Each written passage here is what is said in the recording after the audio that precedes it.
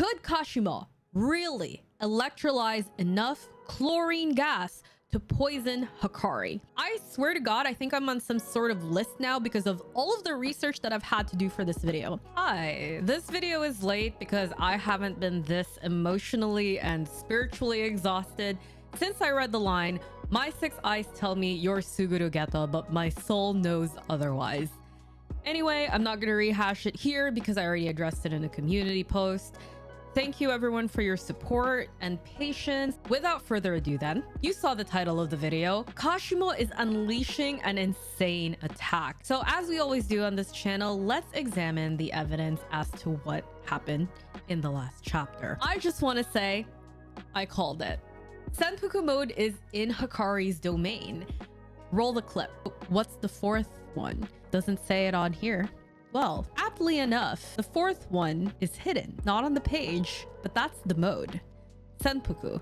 It is a hidden mode of Kakuhen. So if you didn't watch my Hakari domain expansion explanation, I predicted 5 weeks ago that Hakari would have a Senpuku or a hidden increased probability mode within his domain expansion. Looking back, I think that Senpuku was written into the rules in a hidden way. How apt. It was pointed out to me in one of the comments in last week's video, boop, right up here, that was Hakari's fourth roll, which means a guaranteed jackpot. It seems like the fourth roll guaranteed jackpot manifests itself as Senpuku mode, which could be a coincidence, could not be. The opponent isn't immediately tipped off by it, but like normal pachinko machines, it is actually indicated by a set of lights that was mentioned in the footnote. Now that I'm done gloating, nope, yeah, I'm done. Can we all agree that while this fight is really good, it was also really frustrating up until this chapter? And this chapter changed the course of it. And here is why. Hear me out here. These two, they're clowns. They don't understand each other, but they think they do. That's why we're at a fucking impasse, and it's only changed this chapter. This chapter is finally stretching the potential of them, and I'll explain. But first, let's get the evidence sorted out. Kashimo doesn't understand the domain as well as I thought. What Kashimo does think is that Hakari is really lucky, which is a dead giveaway that Kashimo doesn't truly understand the fundamentals of Hakari's domain. And while I wouldn't normally flame them for this, they sure did act like they knew what the fuck was going on. The important tenets of Hakari's domain isn't the rules to pachinko, but the ways in which he skirts all of those rules to increase his wins. All his rolls are Richie. Every fourth roll he has is a jackpot. Failing that, he has a rainbow visual effect indicator that is a guaranteed jackpot. Happy Pride Month, by the way. His bonuses, one of which is mostly an insta-win. The list goes on. Kashimo even saw Hakari re-roll one of the numbers in a Richie. The essential tenet of the domain expansion is that Hakari rigs it so that he wins.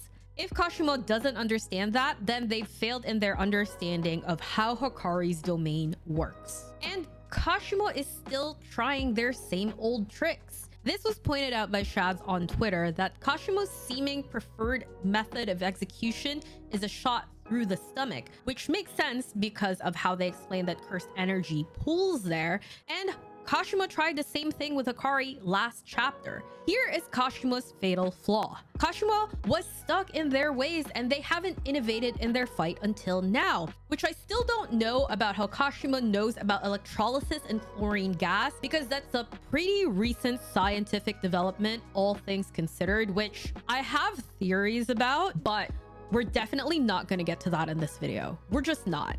I have so much more to explain to you. Hakari's idea to toss Kashimo over the edge to drain their cursed energy was very clever. It is the first sign of him thinking larger than just punching his way to victory, thinking bigger than the Fight Club. The thing is, we're seeing a clash of two massively powerful, intelligent people who have rarely had to innovate within fights to win. Whether by sheer amount of cursed energy or, in Kashimo's case, a devastating technique that utilizes the unique property of their cursed energy, their methods have always been enough for them both. I assume immortality is really hard to get around.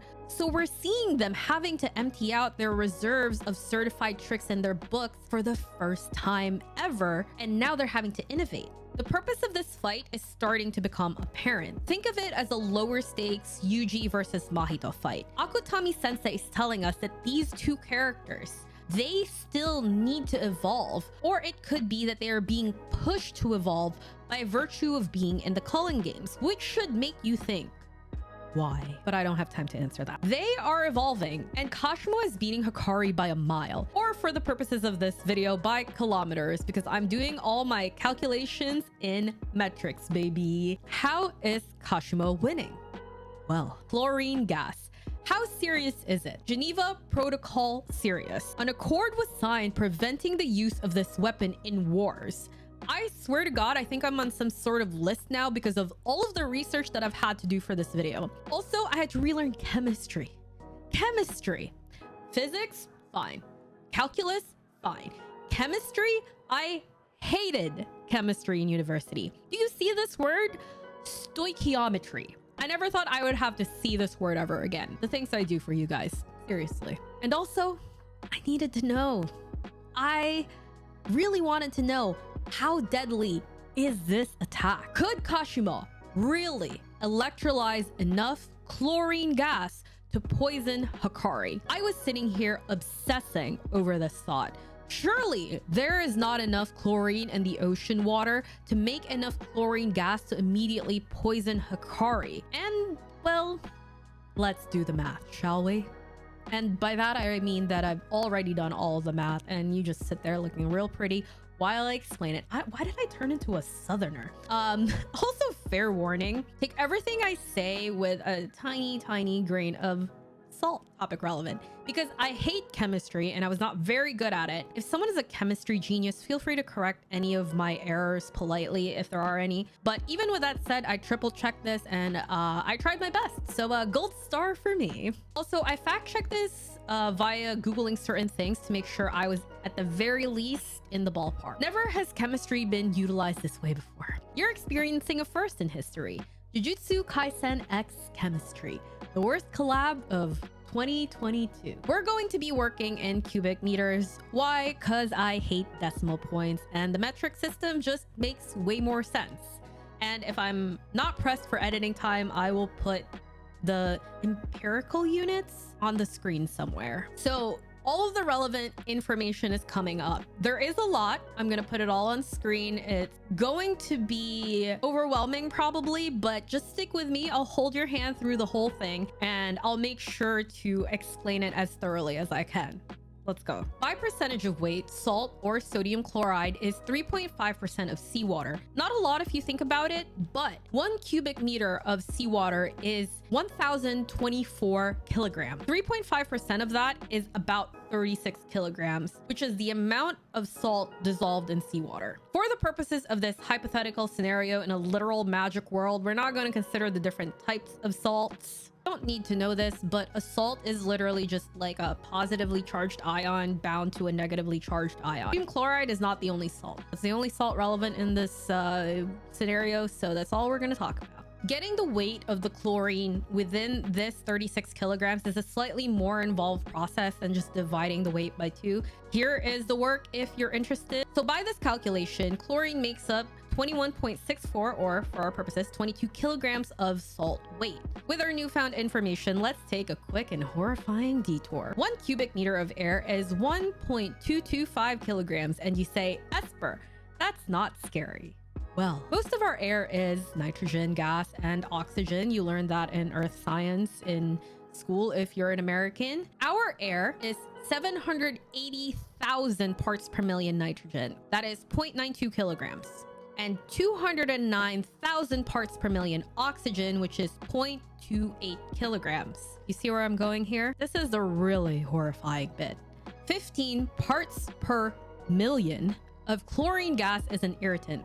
That means your throat gets itchy, your eyes get dry, etc., etc. 430 parts per million of chlorine gas is lethal within 30 minutes. 1,000 parts per million of chlorine gas is lethal within a few minutes. 209,000 parts per million of oxygen is only 0.28 kilograms. While oxygen is lighter than chlorine, it's not by that much. We have 22 kilograms of chlorine ions floating around in that water. And as always, I've done the math for you. It would take 0.001226 kilograms or 0.1226 milligrams of chlorine gas to create a lethal dosage of chlorine in the air at 1,000 parts per meter.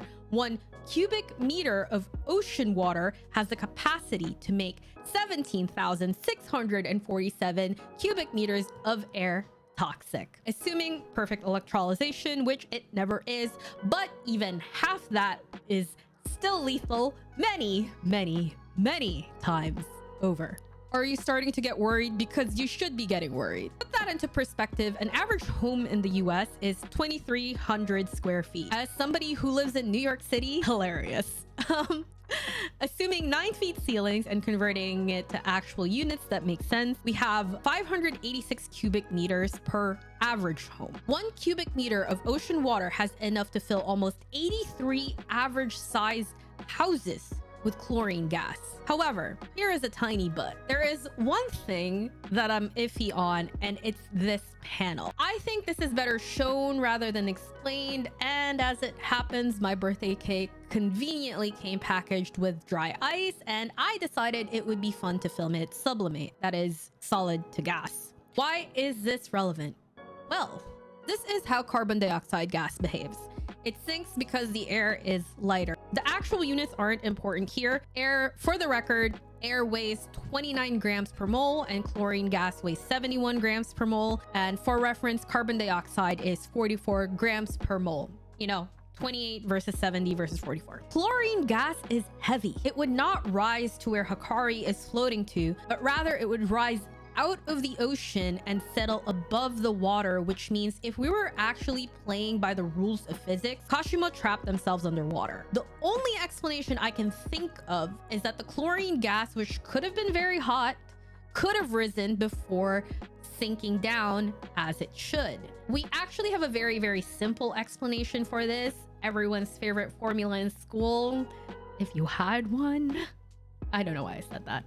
Density equals mass over volume. Mass wouldn't change, but the volume of a very hot gas would, and it would be a fairly large volume, which would lead to a less dense state. Therefore, it could rise before immediately cooling down in the atmosphere and settling above the water like I talked about earlier. This also affects concentration in the air, but no shot I'm doing that math. Okay, the thing is here, there is such a small amount of actual chlorine gas necessary to be lethal within a few minutes that I could in theory believe that that was the case, as well as just a general updraft that could carry enough poison gas, since 1.2 milligrams is not a lot. It's not. It is genuinely scary how toxic chlorine gas is, and it gets worse. Because of the large explosion unleashed by Kashimo at the end of this chapter, chances are way more than 1 cubic meters worth of seawater was electrolyzed. That explosion was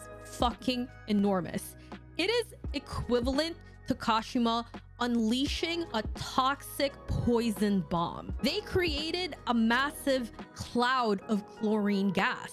But here's the thing, concentration of that toxic cloud must be lethal within seconds if I had to guess. Not to mention the sheer damage from the heat coming off of the water being vaporized. Does Kashimo also know reverse curse technique? Because if they don't, they're kind of fucked. I think that this could kill them both if Hakari doesn't hit a jackpot fast enough. That is most definitely not the ending I want. The thing is here is that we aren't starting at square one, but kind of close to it. We've reset at the amount of rolls we are at. So while Hakari is still able to go into either Jitan or Kakuhen from this existing jackpot, the only Hail Mary we really have left is the rainbow visual effect indicator that I know of. That guarantees a jackpot automatically. But Akutami Sensei has set up the fight so that there is a ticking time bomb. And the timer on it is like 3 seconds. Yeah, Akutami Sensei just kind of dropped us in the middle of a bomb defusal situation with 3 seconds left and went, All right, have fun. Don't stay out too late. Hakari's domain ends the same time that the toxic cloud of chlorine gas explodes from Kashimo. The good news, I guess, is Hakari doesn't have to worry about expanding his domain expansion in water.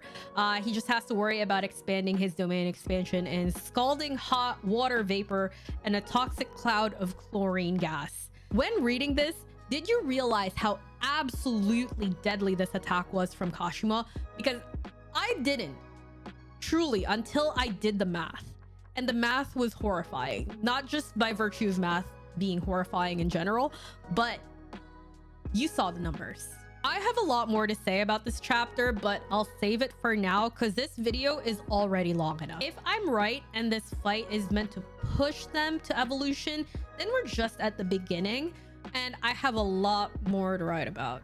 Thank you for watching. You watching up to this point really genuinely helps.